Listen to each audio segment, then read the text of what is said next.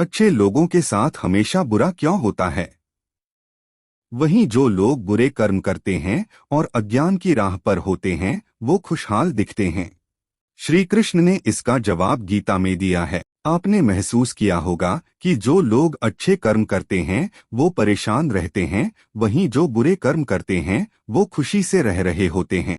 अच्छे कर्म करने वाले परेशान होते हैं कि आखिर उन्हें इतनी परीक्षा क्यों देनी पड़ रही है, जबकि जो अधर्म की राह में हैं वो खुश हैं और जिंदगी का लुत्फ उठा रहे हैं। अगर आपके मन में भी ये सवाल आया है तो आज हम आपको इसका जवाब देंगे। ये जवाब वो है जो भगवत गीता में लिखा है और श्री कृष्ण ने अर्जुन को दिया था। भगवत गीता में वर्णित कथा के अनुसार जब भी अर्जुन के मन में कोई दुविधा होती थी तो वो श्री कृष्ण के पास पहुंच जाते थे। एक बार की बात है, अर्जुन भगवान श्री कृष्ण के समीप आकर कहा कि वो दुविधा में हैं और इसका जवाब वो श्री कृष्ण से चाहते हैं। श्री कृष्ण ने पूछा कि क्या सवाल है? अर्जुन ने कहा, मुझे ये जानना है कि अच्छे लोगों के साथ हमेशा बुरा ही क्यों होता है, वहीं बुरे लोग खुशहाल दिखते हैं। अर्जुन के मुंह से ऐसी बातें सुनकर श्री कृष्ण मुस्कुराए और कहा, मनुष्य जैसा सोचता है और महसूस करता है वैसा कुछ नहीं होता है, बल्कि अज्ञानता की वजह से वो सच्चाई नहीं समझ पाता है। अर्जुन उनकी ये बात समझ नहीं पाए। इसके बाद श्री कृष्ण ने क्या कहा वो जानते हैं। श्री कृष्ण ने अर्जुन से कहा, पार्थ, मैं तुम्हें एक कथा सुनाता हूँ। उसे सुनकर तुम समझ जाओगे कि हर प्राणी को उसके कर्म के हिसाब से ही फल मिलता है। प्रकृति हर किसी को अपनी राह चुनने का मौका देती है।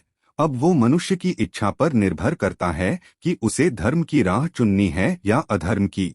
कथा शुरू करते हुए श्री कृष्ण ने कहा, एक नगर में दो पुरुष रहा करते थे।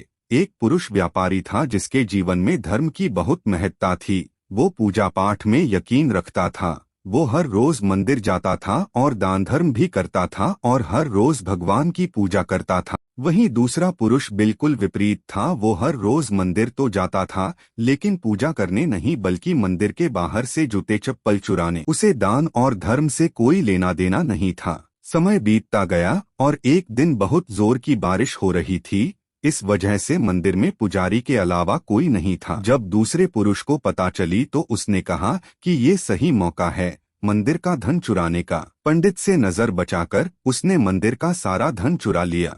उसी समय धर्म कर्म में विश्वास रखने वाला व्यक्ति भी मंदिर पहुंचा। दुर्भाग्य से मंदिर के पुजारी ने उसे ही चोर समझ लिया और चिल्लाने लगे। वहां लोग एकत्र हो गए और उसे बहुत मारा। किसी तरह वो बचते बचाते वहां से निकला तो दुर्भाग्य ने उसका साथ वहां भी नहीं छोड़ा। मंदिर के बाहर वो एक गाड़ी से टकरा गया और घायल हो गया। फिर वो व्यापारी लंगड़ाते हुए घर जाने लगा तो रास्ते में उसकी मुलाकात उस पुरुष से हुई जिसने मंदिर से धन चुराया था। उसने कहा, आज तो मेरी किस्मत चमक गई, एक साथ इतना सारा धन मिल गया। ये सब देखकर उसे बहुत बुरा लगा और उसने अपने घर से भगवान की सारी तस्वीरें निकाल दी। कुछ सालों बाद दोनों की पुरुषों की मृत्यु हो गई। मरने के बाद जब दोनों यमराज की सभा में पहुंचे और भले पुरुष ने दूसरे व्यक्ति को देखा तो उसे बहुत गुस्सा आया। उसने क्रोधित होकर यमराज से पूछ ही लिया, मैं तो हमेशा अच्छे कर्म करता था, दान में विश्वास रखता था, उसके बदले जीवन भर मुझे अपमान और दर्द ही मिला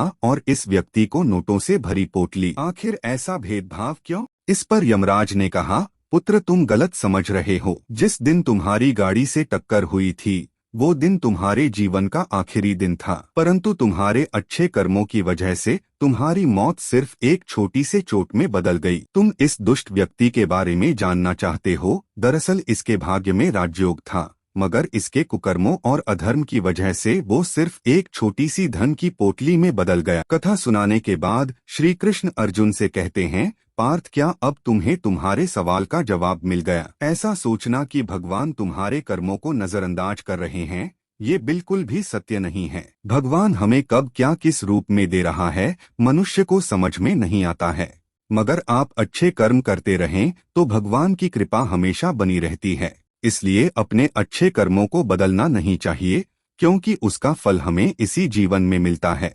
इसलिए मनुष्य का फर्ज है कि वो हमेशा अच्छे कर्म करते रहें, क्योंकि श्री कृष्ण ने गीता में भी बताया है कि किसी के द्वारा किया गया कर्म बेकार नहीं जाता है, चाहे वो अच्छा हो या बुरा।